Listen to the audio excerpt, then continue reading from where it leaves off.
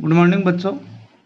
पीछे की वीडियो तक हमने डीएनए की जो प्रतिकृति थी, डीएनए प्रतिकृति और या फिर बोल सकते हो डीएनए द्विगुणन, उसको हमने कम्प्लीटली पढ़ लिया था।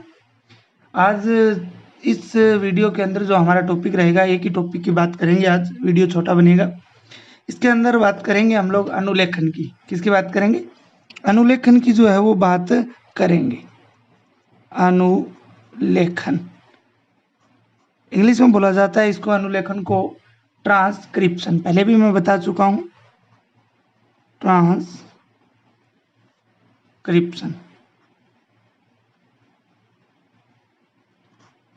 पहले भी अनुलेखन और अनुवादन दो शब्द आए थे, वहां पर भी मैंने कहा था ये जो टॉपिक है आपके आगे भी विस्तार से इसको हम पढ़ेंगे। तो डीएनए प्रतिकृति, डीएनए द्विगुणन की संपूर्ण प्रक्रिया पढ़ने के बाद में अब आज अनुलेखन। सबसे पहले तो अनुलेखन होता क्या है? देखिए, सीधी बात करें, एक लाइन में अगर बात करें अनुलेखन की परिभाषा की, तो डीएनए से आरएनए का निर्माण होता है, उस प्रक्रिया को क्या बोला जाता है? अनुलेखन कहा जाता है। डीएनए से जब आरएनए बनता है, क्या बनता है? डीएनए से जब आरएनए बनता है, उस क्रिया को क्या बोला जाता है? अनुलेखन कहा जाता है या ट्रांसक्रिप्शन उसे बोला जाता है। देखिए, यहाँ पे आरएनए जो बनेगा डीएनए से, वो एमआरएनए होता है, मैसेंजर आरएनए। कौन सा आरएनए होता है? मैसेंजर आरएनए होता है। तो ये प्रक्रिया किस प्रकार से होती है? मैसेंजर आरएनए जो है वो बनता है, तो किस प्रकार से जो है वो बनता है। बात करते हैं अनुलेखन की। तो डीएनए अणु प्रोटीन संश्लेषण की सूचनाओं को जो है संदेशवाहक आरएनए पर अंकित करते हैं। डीएनए अणु जो होते हैं वो सूचनाओं को किस पर अंकित करते हैं? देखिए, मैंने आपको बताया था कि जो आनुवांशिक पदार्थों का प्रभाव होता है वो डीएनए से एमआरएनए, जिसे हमने क्या बोला था? अनुलेखन बोला था। और आगे ये आरएनए से किसमें जाते हैं? प्रोटीन के अंदर जाते हैं, जिसे क्या बोला जाता है? अनुवादन बोला जाता है। जिसे क्या, एमआरएनए से जब प्रोटीन पे जाते हैं तो उसे अनुवादन बोला जाता है, और डीएनए से एमआरएनए पर जाते हैं तो उसे क्या बोला जाता है? अनुलेखन बोला जाता है। तो अनुलेखन जो है वो बोला जाता है। अब डीएनए अणु जो है वो प्रोटीन संश्लेषण की सूचनाओं को किस पे अंकित करता है? इस एमआरएनए पर अंकित करता है, और कोशिका द्रव्य में जाकर राइबोसोम से जुड़ता है। अतः डीएनए जो टेम्पलेट है उस पर आरएनए के निर्माण की क्रिया, डीएनए रज्जुक पर या डीएनए टेम्पलेट पर आरएनए के निर्माण की क्रिया को ही हम लोग क्या बोलेंगे? ट्रांसक्रिप्शन जो है वो बोलेंगे। क्या बोलेंगे? ट्रांसक्रिप्शन जो है वो बोलेंगे। ओके, तो अनुलेखन की ये आपको परिभाषा जो है वो अच्छी तरह से समझ में आनी चाहिए। दूसरा शब्द अनुवादन है, उसकी परिभाषा पहले भी बता चुका हूँ। एमआरएनए से प्रोटीन निर्माण, ठीक है, तो वो क्या होगा? आपका अनुवादन होगा। अब बात करते हैं कि डीएनए पर जब एमआरएनए का निर्माण होता है तो चेंज क्या होगा। देखिए प्यारे बच्चों, डीएनए जो होता है, तो डीएनए के अंदर जो नाइट्रोजन क्षार होते हैं वो कौन कौन से होते हैं? एडिनोसिन होता है, थाइमिन होता है, ग्वानिन होता है और साइटोसिन होता है, ये होते हैं। जबकि अगर हम लोग बात करें आरएनए की, तो आरएनए में थाइमिन की जगह यूरेसिल हो जाता है। थाइमिन की जगह क्या हो जाता है? यूरेसिल। जब डीएनए टेम्पलेट पर आरएनए निर्मित होगा, एमआरएनए निर्मित होगा, तो क्या होगा? इस डीएनए के नाइट्रोजन क्षारक जो होते हैं इनमें इस थाइमिन की जगह यूरेसिल हो जाता है। थाइमिन की जगह क्या हो जाता है? यूरेसिल हो जाता है, ठीक है। तब उसे क्या बोलेंगे? आरएनए बोलेंगे। डीएनए और आरएनए में ये एक महत्वपूर्ण अंतर होता है। ये हम लोग डीएनए और आरएनए में लास्ट में अंतर करेंगे, उनके अंदर भी इस अंतर को आपको याद रखना है। ये प्रक्रिया विशेष प्रकार के एंजाइम आरएनए पॉलीमरेज की उपस्थिति में होती है। किसकी, कौन से एंजाइम की उपस्थिति में होती है? आरएनए पॉलीमरेज एंजाइम की उपस्थिति के अंदर ये जो क्रिया है वो होती है। ओके, तो इतना क्लियर है। अनुलेखन की शुरुआती परिभाषा आप लोगों को शायद समझ में आ गई होगी। तो अगर सीधा प्रश्न पूछा जाए कि अनुलेखन से आप क्या समझते हो, तो बिल्कुल आप इस प्रकार से अनुलेखन की 10-12 लाइनों के अंदर ये परिभाषा और इसके बारे में थोड़ा सा बता सकते हो। अब जो नया टॉपिक रहेगा अनुलेखन इकाई, क्या कौन सी टॉपिक की बात करते हैं? अनुलेखन इकाई।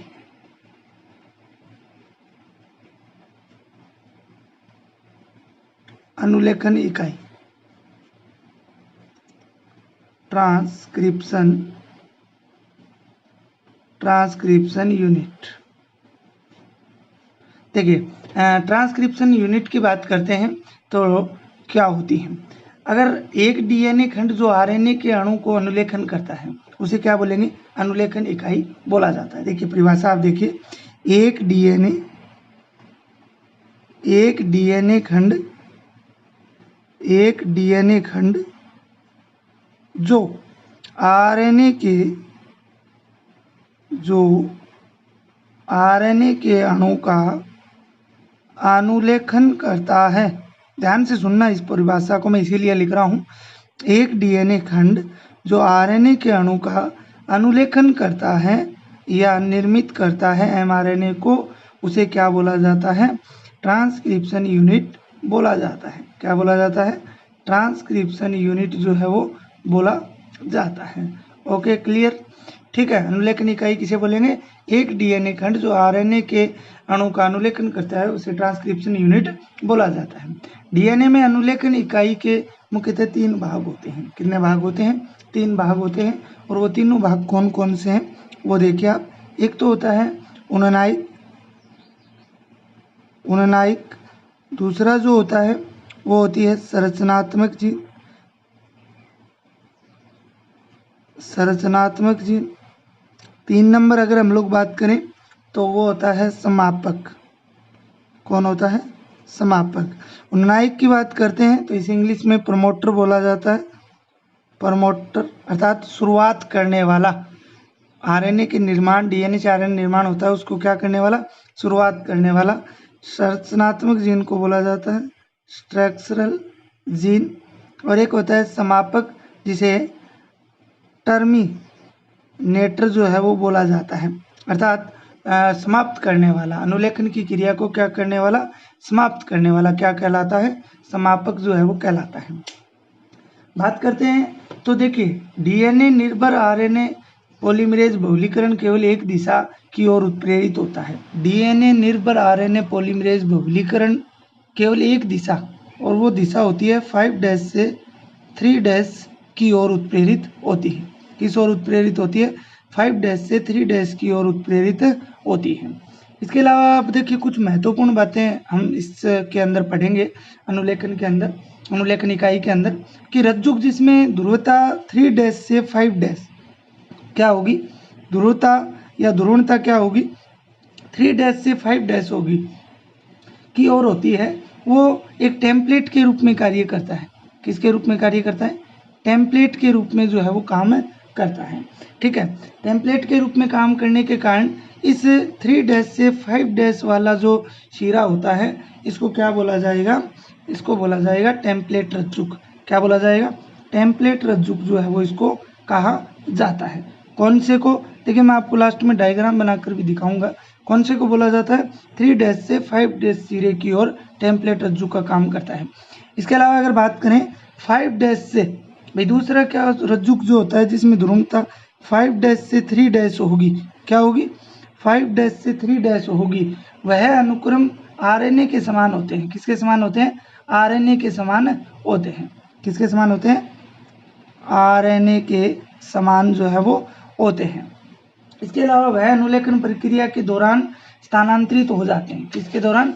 आरएनए जो है, अगर बात करें आरएनए के समान होते हैं और अनुलेखन प्रक्रिया के दौरान वो क्या हो जाते हैं? स्थानांतरित हो जाते हैं। इसके अलावा वह रज्जुक जो कूटलेखन नहीं करता, जो कोडिंग नहीं करता है, ठीक है, या कूटलेखन नहीं करता है, उसे क्या बोला जाता है? कूटलेखन रज्जुक बोला जाता है। क्या बोला जाता है? कूटलेखन रज्जुक जो है वो बोला जाता है। क्या बोला जाता है? कूटलेखन रज्जुक बोला जाता है। अगर उदाहरण के लिए हम लोग बात करें दोनों की, कि टेम्पलेट रज्जुक कौन सा होता है और कूटलेखन रज्जुक कौन सा होता है, तो देखिए यहाँ पर देखिए एक मैं बना देता हूँ। ये 3' AT GC AT GC AT GC, ठीक है, और ये इधर 5 डैश। तो ये देखिए 3 डैश से किस ओर है, 5 डैश की ओर है। 3 डैश से किस ओर है, 5 डैश। मैंने यहाँ बताया था 3 डैश से 5 डैश की ओर कौन सा होगा, टेम्पलेट रज्जुक होगा। तो कूटलेखन रज्जुक कौन सा होता है, तो वो होता है 5 dash TACG TACG TACG 3 dash. ये क्या होगा, कूटलेखन रज्जुक होगा। कौन सा होगा, कूटलेखन रज्जुक जो है वो होता है 5 डैश से 3 डैश की ओर। ओके, इसके बाद में बात करते हैं अनुलेखन इकाई में जो संरचनात्मक जीन है उसके दोनों सिरों पर प्रमोटर व टर्मिनेटर जीन उपस्थित होते हैं। दोनों सिरों पर कौन उपस्थित होते हैं, जो प्रमोटर जीन है और टर्मिनेटर जीन है वो उपस्थित रहती हैं। देखिए इस प्रकार से ये आपके रज्जुक हो गया, एक तो हो गया 3 डैश टू 5 डैश और एक हो गया आपके 5 डैश टू 3 डैश। ठीक है, इसमें अगर हम लोग बात करें तो जो संरचनात्मक जीन होती है उसके दोनों तरफ, एक तरफ तो प्रमोटर और एक तरफ क्या होता है, टर्मिनेटर उपस्थित होता है। संरचनात्मक जीन के अगर 5 डैश सिरे पर बात करें तो प्रमोटर जीन, किस पे, 5 डैश सिरे पे कौन सी जीन होती है, ये जीन जो है ये प्रमोटर जीन होती है। और अगर बात करें इधर 3 डैश की ओर तो ये कौन सी होती है, टर्मिनेटर होती है। ये तो प्रमोटर होगी और ये कौन सी होती है, टर्मिनेटर होती है।